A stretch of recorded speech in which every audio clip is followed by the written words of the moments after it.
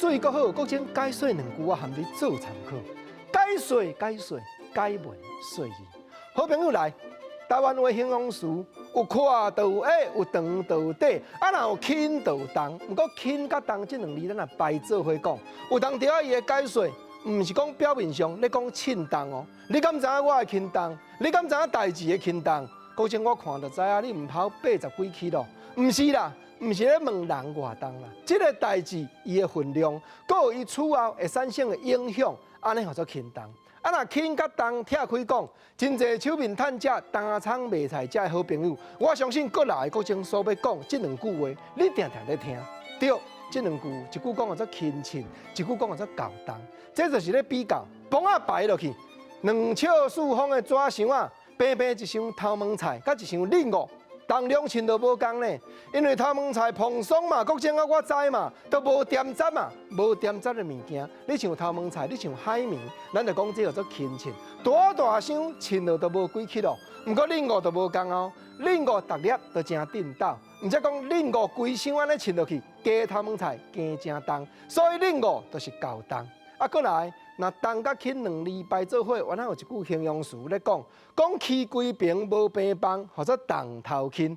即句国情啊来讲，进前早起时啊，我把乌多摆徛咧，头前载阮2个幼囡仔，后壁载阮牵手，乌多摆噗，要载囡仔去幼儿园读书。结果有一个交通警察大人甲我抓落来，讲少年的，我听到伊叫我少年的，我嘛真欢喜。讲大人什么贵事？你一台乌多摆头前载2个幼囡仔，后壁搁载一个女性小姐，安尼唔好哦。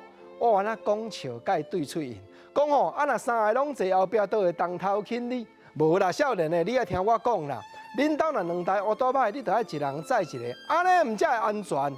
对，乌多摆若3个拢坐后壁，会起规平，会当头轻。这国情啊是咧讲笑的。不过这是啥？这是咱单仓卖菜、基层百姓日常的生活。你甲我拢同款，为着工课认真伫咧拍拼，逐工拢积极伫咧过咱的生活。你讲看有影无？啊，不过轻若对当食，国政即马要举一个无相共的例哦。咱来甲比拼哦，平咱的耳孔，人咧讲耳孔轻，甲耳孔重，这都毋是相对比的观念，毋是哦。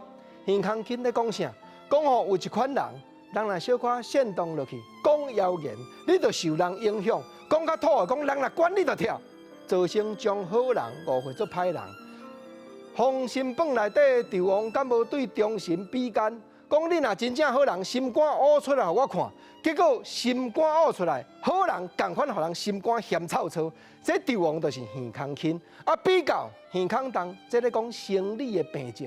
老大人耳孔重，咱做事势讲话就爱较大声咧，互老大人听下。毋则讲耳孔轻甲耳孔重是2种完全无共的观念，伫咧对比啦。